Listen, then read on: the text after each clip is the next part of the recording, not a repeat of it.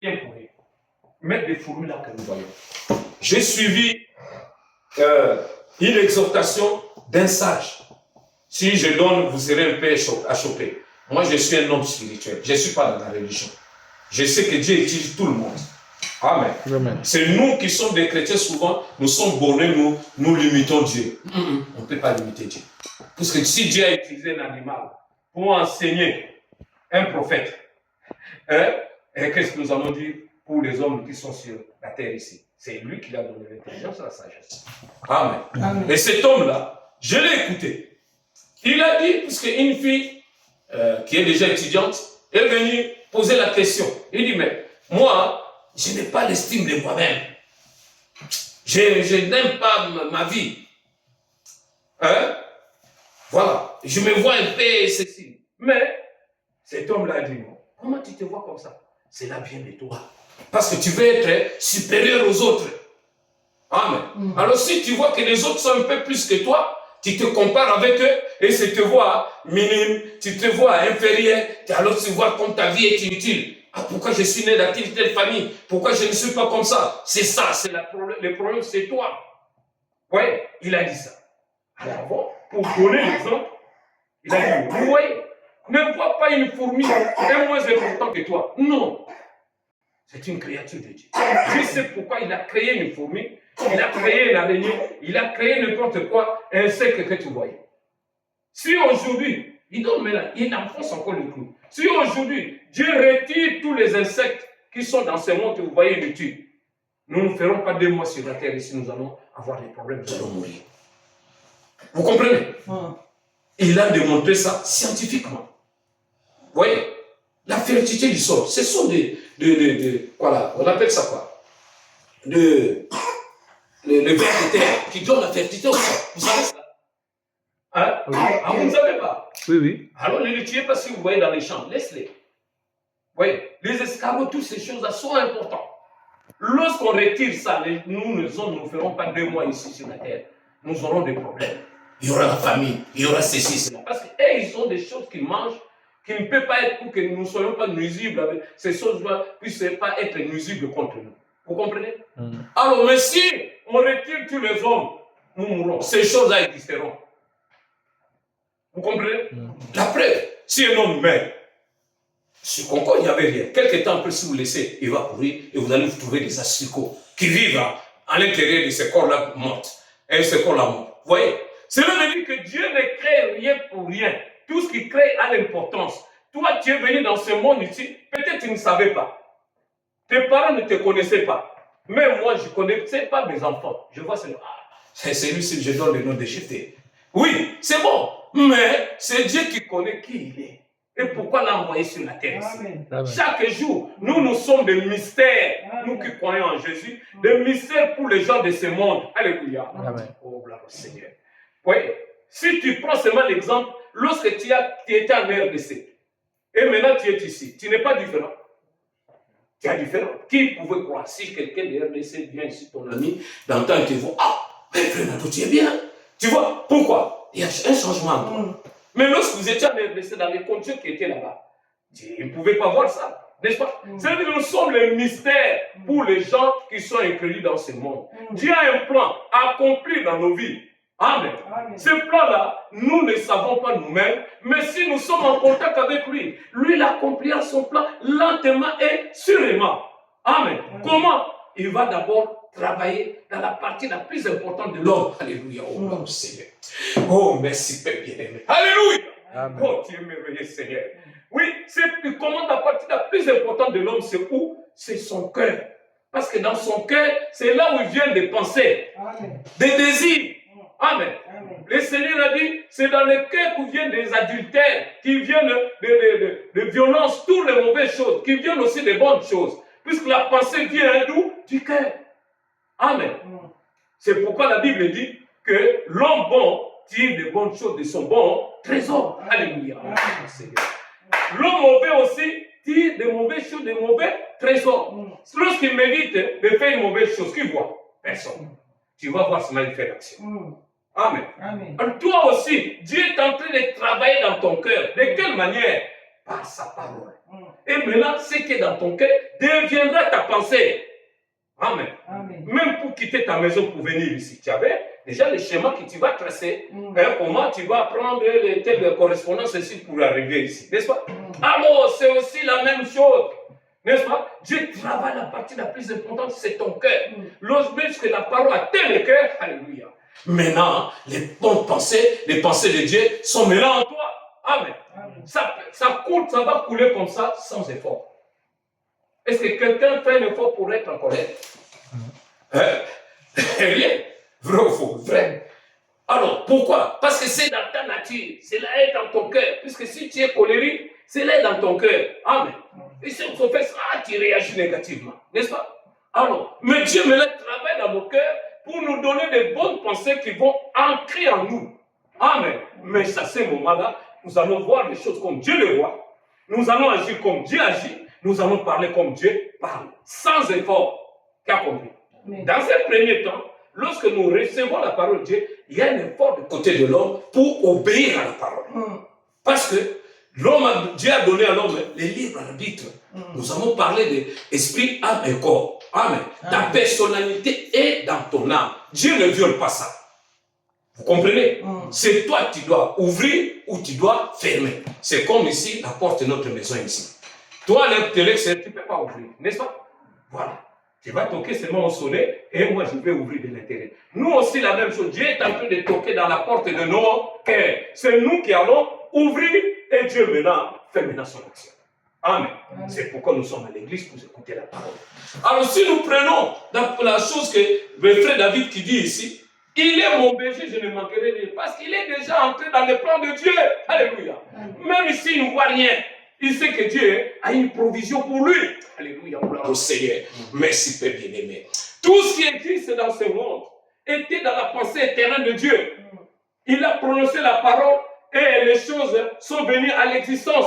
Toi aussi, si tu crois à la parole souveraine de Dieu, alléluia. La parole immuable, ce que Dieu a dit, cela produira en toi ces choses-là que d'autres tu as besoin.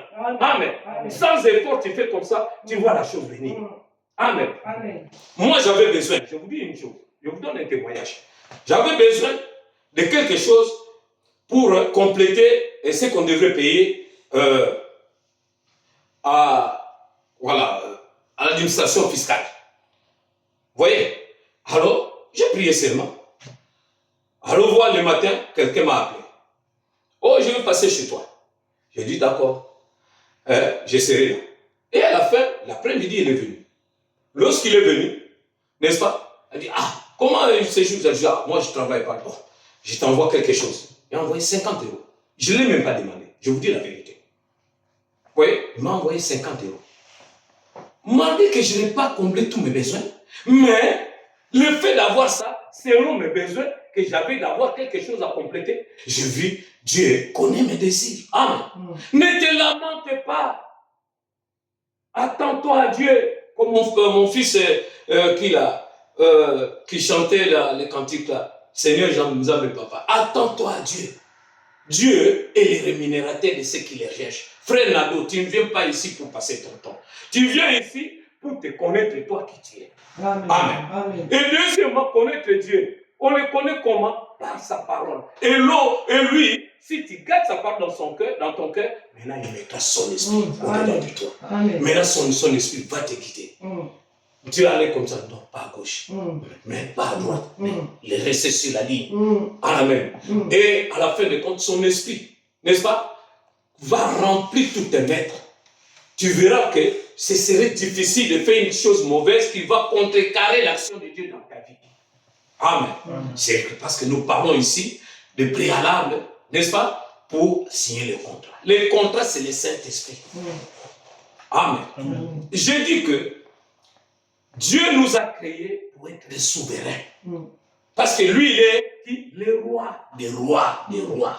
Amen. C'est pourquoi le Seigneur Jésus, lorsqu'il est venu sur la terre ici, il a dit, le royaume des cieux est proche. Amen. Beaucoup ne savent pas. Bien aimé, je vous dis que nous, la plupart des chrétiens, même les gens qui prient, ils comprennent et ils n'ont jamais compris Jésus-Christ. il était pour eux un mystère. Amen. Il parlait des choses qu'eux ne comprenaient pas. Vous voyez, même les disciples qui étaient avec lui, ils ont compris seulement lorsque le temps est arrivé, n'est-ce pas, où il a envoyé le Saint-Esprit, c'est à ce moment qu'ils commençaient à comprendre la chose. C'est pourquoi ils ont scellé, n'est-ce pas, les témoignages avec leur sang. Amen. En acceptant même le mourir pour les témoignages. Et nous avons la preuve dans la Bible. Nous n'inventons rien. Alors lèvons-nous, nous allons lire la parole de Dieu, c'est ce que j'ai prévu aujourd'hui. Et nous allons continuer dans la même option. Je veux que le frère Nado lit très bien. C'est simple. Genèse chapitre 1. Genèse chapitre 1.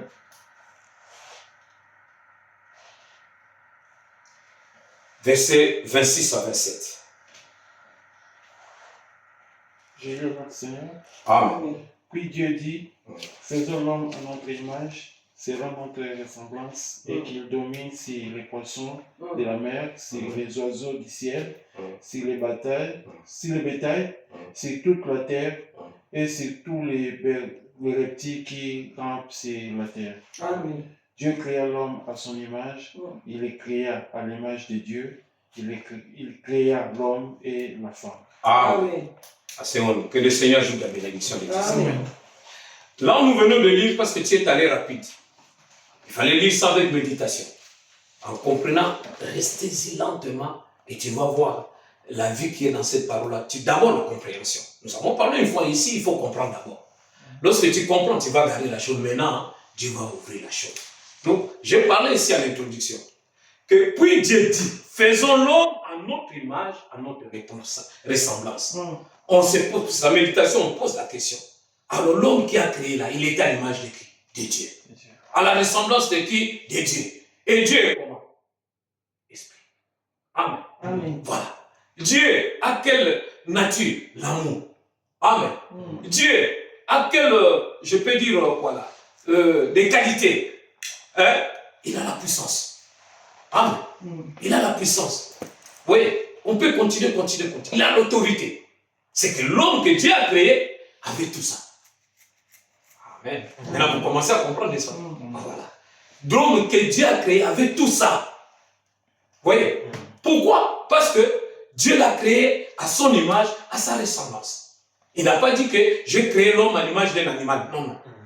N'est-ce pas? Il a créé à l'image de Dieu. C'est le vérité tel que tu es là. Tu es un petit Dieu en matin, mais tu ne te connais pas. Moi aussi, je le suis. Amen. Lorsque nous allons ouvrir, vous allez comprendre. Amen. Alors, lorsqu'il a créé l'homme, il a donné l'autorité sur toute chose qui est sur la terre ici. Amen. C'est pourquoi il dit que qu'il domine. Alléluia. Parce qu'il avait créé les poissons avant l'homme. Tout ce qu'il a créé, l'homme est la dernière créature qu'il a créée après. Il a créé toutes ces choses avant que l'homme. Si tu lis la Bible, vous allez voir ça. Il domine sur les poissons. Si on dit les poissons de la mer, même les poissons, même les gros, les baleines là. N'est-ce pas? L'homme doit dominer sur ça. Amen. Sur les oiseaux du ciel, même les oiseaux les plus grands, les aigles puissants là, l'homme doit dominer. Amen. Sur les bétails, même les lions, même les bétails, sur toute la terre et tous les reptiles, même les boas, l'anaconda qui rampent sur la terre. Amen. Qu'est-ce que nous remarquons? Dieu avait l'autorité, n'est-ce pas? Et il a donné cette autorité dans l'homme. Amen. C'est toi qui dois dominer sur la terre ici, pas les hommes. Est-ce que si on a cité un homme? Non. Celui qui domine sur les hommes, c'est un tyran, un dictateur, même un pasteur. Il n'a pas l'autorité de dominer sur nous. Amen. Amen. Lui, il doit déjà proclamer seulement la parole de Dieu. Nous lui devons du respect. N'est-ce pas? Lui, il ne domine pas sur nous. Parce que Dieu ne lui a pas donné ça. Amen. S'il a l'autorité sur nous, c'est sur la parole seulement qu'il doit prêcher pour nous montrer quand même des chemins. Mais pas pour dominer sur nous comme un dictateur. Non, ne faites pas ça. Ne faites pas... Non, pas comme ça. Amen. Dieu n'a pas donné cette autorité à l'homme. Même le Seigneur Jésus-Christ n'a pas appliqué ça sur l'homme. Et il a appelé des gens qui comprennent pourquoi il est venu. Amen. Pour nous ramener à ce que nous avons perdu. Amen. Voilà. La mission que Dieu Dieu a donné à l'homme, c'est de dominer sur la terre, de changer la